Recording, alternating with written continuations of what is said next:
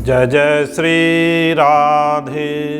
शांताकारं भुजगशयनं पद्मनाभं सुरेशं विश्वाधारं गगनसदस्रं मेघवर्णं शुभांगं लक्ष्मीकान्तं कमलनयनं योगिभिर्ध्यानं गम्यं वन्दे विष्णु भवभयहरणं सर्वलोकैकनाथनं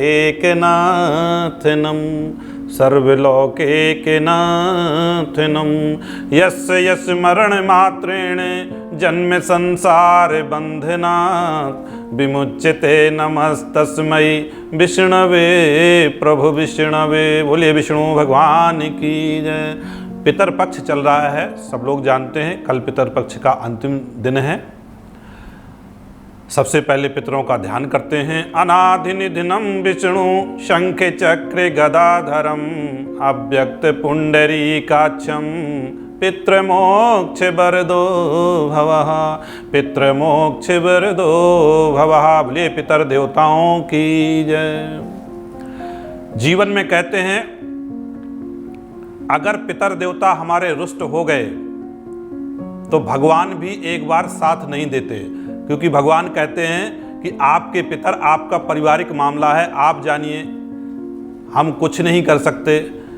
पितरों में जो पितरों को संतुष्ट रखता है, पितरों को जलदान देता है, पितरों को पिंडदान देता है और पितरों के बारे में जो जितनी पूजा कर सकता है, पितर जैसे भी खुश हों, क्योंकि ये जो भी सारी समस्याएं आज के समय में हैं, हमारे जीवन में जो भी कष्ट हैं वो सब के सब पितरों के द्वारा ही आते हैं। पितर जो हमारे कमा कर के रख जाते हैं, हमें जो वसीयत में दे जाते हैं, और हम लोग क्या करते हैं फिर उनके नाम से कुछ भी नहीं निकालते। मूंदा हूँ आँख कहता हूँ कुछ नहीं, जैसे ही हमने आंखें बंद की और कुछ नहीं रह जाता, फिर वो पितर देवता उसी को भोग करने के लिए दोबारा हमारी कुंडली में राहु और केतु बन के बैठ जाते हैं। पितृदोष का वैसे 9 भाव से होता है कारण। जिस जातक के भाव में 9 भाव में राहु या केतु हो तो समझ लीजिए उसमें पितृदोष जरूर बन रहा है या कहीं से उसमें दृष्टि पड़ रही हो। तो हमें अपने पितरों की पूजा तन मन धन से करनी चाहिए। जो जितना, सब लोग कहते हैं तेरा तुझको अर्पण क्या लागे मेरा, लेकिन सबसे पहले हम क्या कहते हैं, सुख संपत्ति घर आवे कष्ट मिटे तन का। सुख संपत्ति हमारे घर में आ जाए फिर रह क्या गया, हम क्या जो बेकार की चीजें हैं वो कहते हैं तेरा तुझको अर्पण क्या लागे मेरा। जात को पितर देवता अगर हमारे खुश हैं तो हमें हमेशा प्रसन्नता रहेगी, हमारे काम में बरकत होगी और हमारा जो जीवन है वो पुरुषार्थी होगा, परमार्थी होगा, और हम धन कमा करके खाली विषयों में खर्च करके अपना जीवन नहीं ले जाएंगे। रामायण में लिखते हैं कि तेन तरहि भव सागर, तेन तरहि भव सागर, नर समाज अस पाए, ते मति मंद बुद्धि अति। ऐसे लोग मंदमति वाले होते हैं, कुबुद्धि वाले होते हैं कि इतना अच्छा मनुष्य जीवन प्राप्त करके हम और फिर कुछ नहीं कर पाए, खाली विषयों में ही लगा दिया हमने सब कुछ, और विषय में लगा करके हम अपना जीवन बहुत अच्छा नहीं सुधार कर सकते हैं। तो क्या करना चाहिए हमें? एक तो हमें अपने पितरों का पितर यज्ञ करना चाहिए, जल दान करना चाहिए, पिंड दान करना चाहिए। और इतना अच्छा योग बना इस साल, देखिए कि हमने बहुत कम ऐसा सुना होगा। अब भाई हमारे बड़े बुजुर्गों ने देखा हो सुना हो तो नहीं बता सकते, लेकिन हमने तो नहीं सुना अपने जीवन में कि श्राद्धों के बाद तुरंत 9 दुर्गा नहीं आ रही हैं, 9 देवियां नहीं आ रही हैं, व्रत अभी चालू नहीं होगा। पूरा 1 महीना है, 17 तारीख से लेकर के, और 17 से ही 16-17 से ही हमारी 9 दुर्गा अक्टूबर से शुरू हो रही है। जो ये बीच का महीना है, जो बीच का 1 महीना है पूरा, इसे बोलते हैं मलमास, पुरुषोत्तम मास। ये मास भागवत कथा के लिए बहुत अच्छा होता है। इसी मलमास में, ये मलमास कैसे निकलता है, हर एक साल में 11 दिन एक साल में हमारे निकल जाते हैं, कम हो जाते हैं, तिथियां जो कम हो जाती हैं, वही हमारे 3 साल में 30 दिन बन जाते हैं और फिर वो मलमास बन जाता है। मलमास तो हर 3 साल में आता है, लेकिन ये जो है इस बार कि 9 दुर्गा हमारे 1 महीने बाद आएंगे, ये बहुत कम समय में, बहुत 165 साल बाद ऐसा योग बनाया जा करके। तो हमें क्या करना चाहिए इसमें? और मलमास बनाया किस लिए है? कोई ना कोई तो कारण होगा मलमास बनाने का। उसका एक ही कारण है कि मलमास में नरसिंह भगवान पैदा हुए थे।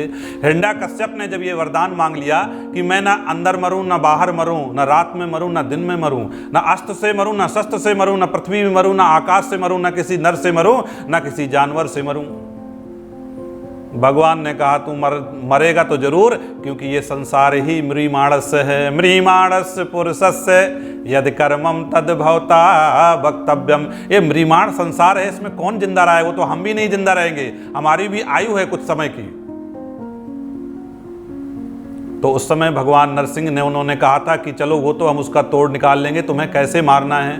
और उन्होंने मलमास का महीना चुना था, क्योंकि उसने मांगा था वरदान में ब्रह्मा जी से कि मैं 12 महीने में भी नहीं मरूं। तो भगवान ने इस मलमास में ही, पुरुषोत्तम मास में ही, अधिक मास में ही हिरण्यकश्यप के लिए मारने के लिए नरसिंह का रूप धरा था। बोलिए नरसिंह भगवान की जय। तो बहुत अच्छा समय आ रहा है मलमास का, पुरुषोत्तम मास का, जिसमें हम पूजा पाठ भक्ति और सीधे खाली सुनकर नहीं, करके, श्रवण करके, मनन करने के बाद हम मोक्ष को सीधे प्राप्त कर सकते हैं। ये मोक्ष बड़ी अच्छी चीज है, लेकिन समझ में नहीं आती इतनी जल्दी। मोक्ष का मतलब होता है मर के चले जाना, मोक्ष का मतलब होता है भगवान की शरण में चले जाना, मोक्ष का मतलब होता है भगवान के आवागमन से मुक्त हो जाना, या मोक्ष का मतलब होता है दूसरी योनि में चले जाना। मोक्ष का मतलब होता है मुक्तार हित्वान, हम उसी समय मुक्त हो जाते हैं और स्वरूपेण विवस्थिता, जब अपने स्वयं के रूप में व्यवस्थित हो जाते हैं। तो हमें भागवत कथा जब सुनेंगे तो हमें सारी चीजें ये मोक्ष के बारे में पता चलेंगी, क्योंकि मोक्ष कोई ऐसी छोटी सी चीज नहीं है जो आपको टीवी में बता करके दे। उसके लिए बड़ा अथक प्रयास करना पड़ता है, मन को मारना पड़ता है। मन की तरंग मार लो बस हो गया भजन, आदत बुरी सुधार लो बस हो गया भजन। बहुत सरल है ये कहना, लेकिन जब मन की तरंगें मारी जाती हैं, मन इतनी जल्दी नहीं मरता। अगर मन मर जाए तो फिर ये क्यों लिखे हमारे कबीरदास जी, रहीमदास जी कि माया मरी न मन मरा, मर मर गया शरीर, आशा तृष्णा ना मरी, कह गए दास कबीर। माया मरी न मन मरा, मर मर गया शरीर, और आशा तृष्णा ना मरी, कह गए दास कबीर। न मन मरता है, न माया मरती है। क्या मरता है? मरता है तो सिर्फ एक हमारा अहम मरता है, मैं मरता है, और कुछ भी नहीं मरता। क्योंकि बार बार हम पुनरप जन्मम पुनरप मरणम, पुनरप जननी जठरे शयनम, बार बार जन्म लेते हैं और बार बार मर कर के चले जाते हैं। फिर कष्ट जो हमें असह सहना पड़ता है और जो वेदना होती है, फिर हम भगवान को भूल नहीं पाते। मनुष्य जीवन प्राप्त करके खाली भगवान को भूल जाते हैं। हमारे सूरदास जी कहते हैं, अरे जिन तन दियो ताहे बिसरायो, ऐसो नमक हरामी, कि मौसम कौन कुटिल खल कामी। मुझसे ज्यादा कुटिल खल कामी और कौन होगा जीवन में। जिसने हमें तन दिया वो माँ बाप, जिसने हमें मन दिया, धन दिया, सब कुछ दिया, जीने योग्य बनाया, आज हम उसी को भूल जाते हैं। कहते हैं हमारा रिश्ता टूट गया, अब चले गए, अब कोई हमारा रिश्ता नहीं है। लेकिन उन्हीं रिश्तों को निभाने के लिए हमें क्या करना पड़ता है? ये पितर पक्ष बनाए गए। हमारे धार्मिक संस्कार जो भी हैं, सबके सब कोई ना कोई उनका प्रयोजन होता है। बिना प्रयोजन के हमारे उनका वैज्ञानिक रीजन भी होता है। कहते हैं, बहुत से लोग हमसे पूछते हैं, पंडित जी पितरों में भोजन कराने से क्या उनको मिल जाता है? वो सरदार जी की कथा सुनाते हैं तालाब की, लेकिन हम बताते हैं आपको कैसे भोजन मिलता है। भोजन के 3 पार्ट होते हैं। एक होता है जो हमारे बेकार जो पार्ट होता है वो हम निकाल देते हैं खाना खाने के बाद में। दूसरा लिक्विड पार्ट जो हमारे शरीर में लगता है ना, जैसा खाए अन्न वैसा बने मन, इसीलिए कहा गया है। और आहार शुद्ध हो सत्य शुद्ध हो। अगर हमारा आहार सही है, आहार विहार विचार सही है, तो हमारा मन तो फिर शुद्ध होगा ही। क्योंकि गांव में आज भी एक कथा कहते हैं कि जैसा खाए अन्न वैसा बने मन।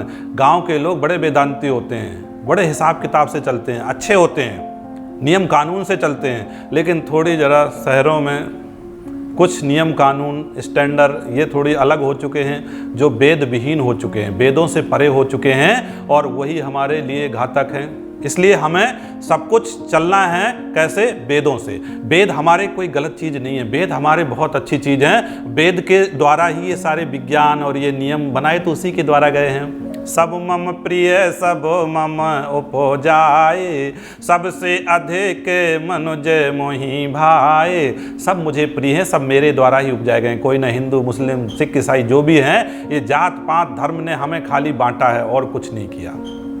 इसलिए हमें इन सबसे ऊपर उठना है। हाँ, हमें जो धर्म हमारे वेद हैं, वेदों में जो धर्म कहा गया है उसका हमें अनुसरण करना है।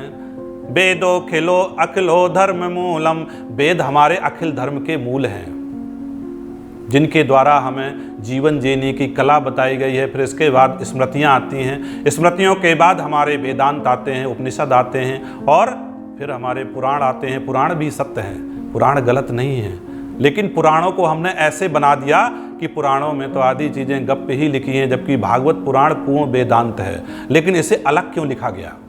क्योंकि भागवत हमारी कथाओं के द्वारा, प्रसंगों के द्वारा, भक्तों की कथाओं के द्वारा, उदाहरण के द्वारा हमें ये समझाते हैं, समझने में। वेद हमें समझ में नहीं आते। वेद हमें समझ में क्यों नहीं आते? क्योंकि वेदों का अर्थ ही ऐसा होता है कि इतने जल्दी सबको समझ में नहीं आएगा। इसलिए सरल भाषा में, सरलतम से सरलतम भाषा में, हिंदी में, इंग्लिश में, जैसे जिसमें जिसको समझ में आए, संस्कृत में, वैसे समझाया गया है। इसलिए हमें धीरे धीरे क्या करना है, समझना है। भागवत और वेद अलग नहीं है, एक ही है। वेद व्यास जी लिखते हैं, इदम भागवतम नाम पुराणम ब्रह्म संहितम भक्ति ज्ञान विरागाणाम स्थापनाय प्रकाशितम। ये ब्रह्म के समान हैं। जिन वेदों से हम ब्रह्म को ढूंढते हैं, जिन वेदों से हम ब्रह्म को ढूंढते हैं, वो भागवत कथा ब्रह्म के समान है। अब आप सोचिए, और ऐसी कथा का महत्व जो है वो पुरुषोत्तम मास में ही है सुनने का। और जिस लोगों ने मन से तन से जीवन में उतार लिया पुरुषोत्तम मास में सुनकर, सीधे उनके लिए विमान आएगा। हम गारंटी करते हैं इस बात की। कौन सा विमान आएगा? वही विमान जो हमारे गोकर्ण जी ने कथा सुनाई थी धुंधकारी को, और धुंधकारी को कहते हैं विमान आ गया था।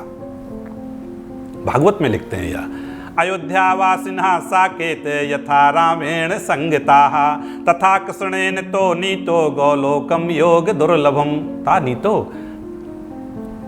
गौलोकम योग दुर्लभम, कहते जिस प्रकार से भगवान राम साकेत वास ले गए थे सभी अयोध्या वासियों को, उसी तरह से हमारे कृष्ण भगवान ले गए थे, गौलोक ले गए थे सभी ब्रजवासियों को। तो मनुष्य जीवन पा करके अगर भगवान की, कृष्ण की कथा नहीं सुन पाए, कृष्ण ही कृष्ण है, जिसके जीवन में कृष्ण ही कृष्ण है, उसके जीवन में आनंद ही आनंद है। क्योंकि कृष्ण जहाँ है वहाँ कोई दुख सुख कुछ नहीं भास होते। भगवान सब पहले से पहले अपने भक्ति की व्यवस्था किए रहते हैं। कृष्ण ही वेद व्यास जी थे, कृष्ण ही राजा परीक्षित थे, कृष्ण ही हमारे सुखदेव जी थे, और कृष्ण ही कृष्ण थे। भागवत में लिखते हैं, कृष्णम नारायणम वंदे, कृष्णम वंदे ब्रज प्रियम, कृष्णम द्वापायनम वंदे, कृष्णम वंदे पृथक सुतम। कृष्णम नारायणम वंदे, कृष्ण ही नारायण हैं और कृष्ण ही ब्रज प्रिय थे, जो ब्रज के कृष्ण थे, और कृष्ण ही द्वापायन थे। द्वापायन कौन? वेद व्यास जी। और कृष्णम वंदे पृथा सुतम, कृष्ण ही पृथक सुतम, सुखदेव जीवन के आए थे। तो सब कृष्ण ही कृष्ण हैं, और जिसके जीवन में कृष्ण आ जाए, मन में राम आ जाए, कृष्ण आ जाए, उनका जीवन सुधर जाता है, मन भी सुधर जाता है। बोलिए पुरुषोत्तम मास की जय। जय श्री राधे।